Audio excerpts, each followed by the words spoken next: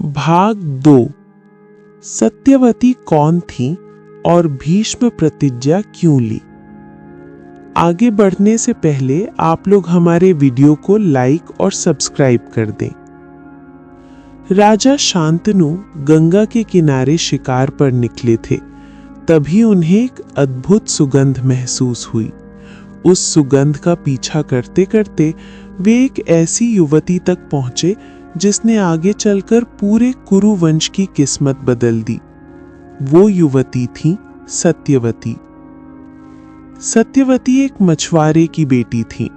उनका पालन पोषण नदी के किनारे हुआ था।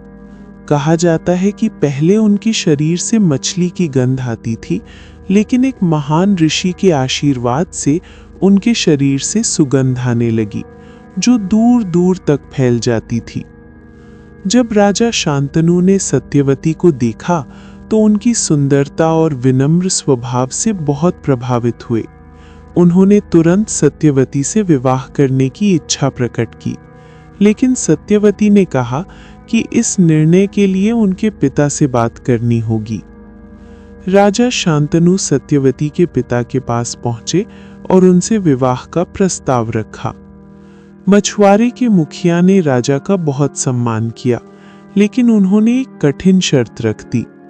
उन्होंने कहा, राजन, मैं अपनी बेटी का विवाह आपसे तभी करूंगा जब आप ये वचन दें कि सत्यवती से पैदा होने वाला पुत्र ही हस्तिनापुर का राजा बनेगा।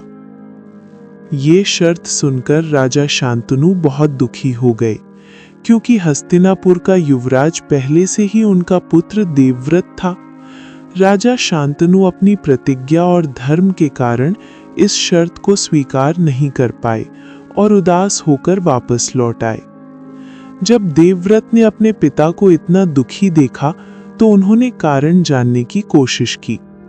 बहुत पूछने पर उन्हें पूरी बात पता चली।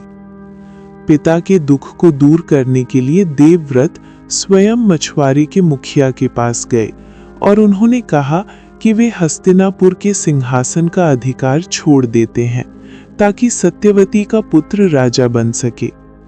लेकिन मछुआरे को अभी भी संदेह था। उसने कहा कि अगर देवव्रत के पुत्र हुए तो वे भी सिंहासन पर अधिकार जता सकते हैं।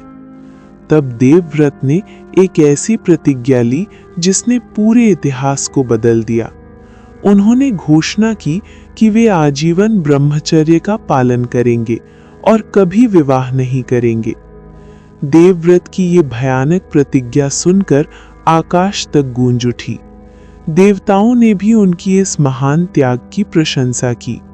उसी दिन से देवव्रत को भीष्म कहा जाने लगा, क्योंकि उनकी प्रतिज्ञा अत्यंत भीषण और कठिन थी। जब राजा शांतनु को ये पता चला तो वे अपने पुत्र के त्याग से अत्यंत भावुक हो गए। उन्होंने देवव्रत को आशीर्वाद दिया कि वे अपनी इच्छा से ही मृत्यु को प्राप्त करेंगे। यही वरदान आगे चलकर इच्छा मृत्यु के नाम से प्रसिद्ध हुआ। इस प्रकार सत्यवती का विवाह राजा शांतनु से हो गया और हस्तिनापुर का भविष्य एक नई दिशा में बढ़ने लगा।